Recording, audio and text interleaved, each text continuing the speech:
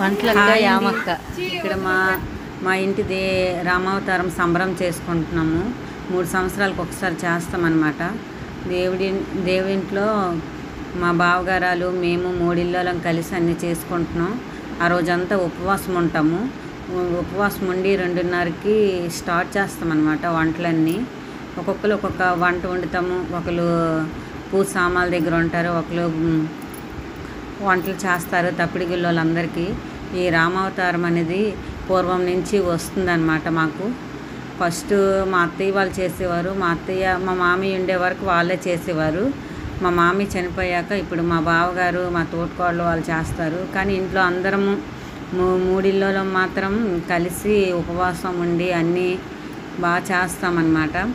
ఇవిగో ఇతనే అని మా బావగారు పెద్ద అతను.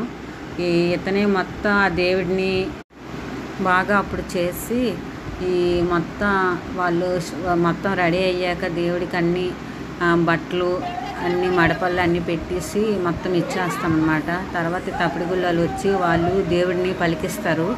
అప్పుడేని ఈయన ఇచ్చినేసి తన మీద దేవుడికి బొట్టులోనున్న రాముడికి మొత్తం దించుతారు. దించిన తర్వాత పంచామృతాలతోని స్నానం చేయిస్తారు. తర్వాత కొబ్బరి బొండం నీళ్ళు, పాలు, కాశీ గంగ అన్నీ ఏటి వాటర్ అన్నీ తెచ్చి మొత్తం బాగా పంచామృతాలు పసుపు కుంకాలతోని బాగా పూజ చేస్తారు. తర్వాత ఈ బొట్ట దించేటప్పుడు మా తోటికోడల మీద మొత్తం దేవుడు అనేది పడుతుంది. అక్కడ పాటలు మాత్రం చాలా సూపర్గా చేస్తారనమాట. వాళ్ళు పాడిన పాటలకి మనకి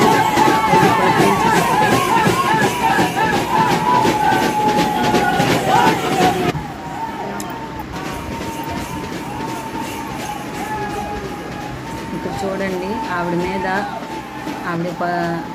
మీద మొత్తం దేవుడు పడతారన్నమాట. ఇది పూర్వం నుంచి వచ్చిన ఆచారం. ఏ చిన్న తప్పు జరిగినా సరే దేవుడు ఎవరి మీదైనా పడి చెప్తారనమాట ఇలా చేశారని. అందువల్ల చాలా జాగ్రత్తగా చేస్తారు. ఇగో ఇక్కడ పంచామృతాలు స్నానం అయిన తర్వాత మళ్ళీ దేవుడి అలంకరణ అనేది చేస్తారు. మొత్తం 3 ఇళ్ళు మొత్తం కలిసి చేస్తారు. వాళ్ళు ఇక్కడ చూడండి చాలా బాగా చేస్తారు డ్యాన్సులు. వాళ్ళు పాటలకి దేవుడు దిగొస్తాడనమాట.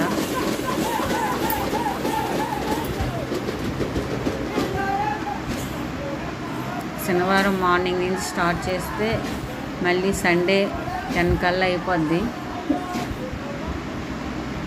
ఇక్కడ ఇగో మా బావగారు ఇక్కడ ఆయన మొత్తం అలంకరణ అనేది చేస్తున్నారు.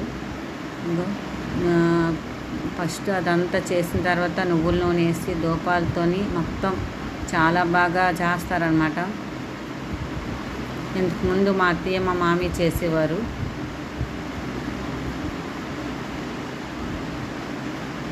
స్టార్ట్ అవుతుంది.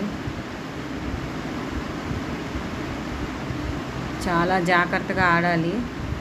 ఎందుకంటే బాణం తిప్పేటప్పుడు చాలా వేడిగా ఉంటుంది. అందువల్ల ఎవరు బనియన్ అనేది వేసుకోరు. వేసుకుంటే అంటేస్తుంది. పిల్లలు కూడా చాలామంది ఆడవాళ్ళు కూడా ఆడుతారనమాట. మళ్ళీ ఆ బాణం అంతా అయిపోయాక మరుసటి రోజు మార్నింగ్ మళ్ళీ ఆ దేవుడికి మళ్ళీ పలికించి దేవుడు మళ్ళీ ఆ బొట్టులోన తయారు చేసి అన్ని మామిడి కొమ్మలు అన్నీ పత్తిరి అన్నీ వేసి దాంట్లో మళ్ళీ బాణంకి రెడీ చేసి దాంట్లో పెట్టేసి మళ్ళీ దేవుడికి ఎక్కించేస్తారు పైన.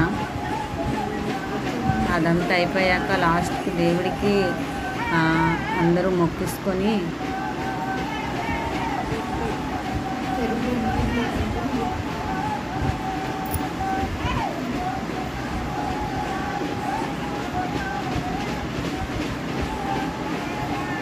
ఇప్పుడు ఎవరు చేశారో వాళ్ళేని మొత్తం ఎక్కిస్తారనమాట.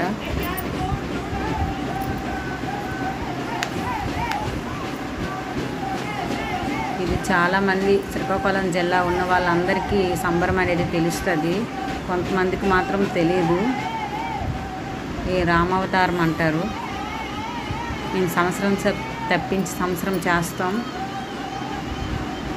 చాలా మహింగల దేవుడు. ఏది కోరికలు అనుకుంటే అవే తీరుస్తారనమాట.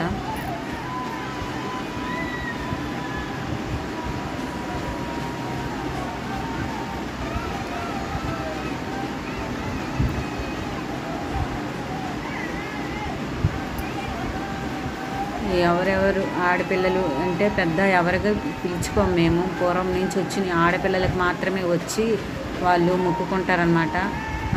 ఎవరెవరు బాగారులు ఉంటారో వాళ్ళు అరటిపళ్ళు గెలలు అవన్నీ కట్టించుకుంటారు. ఆడపిల్లలు కూడా కట్టుకుంటారు.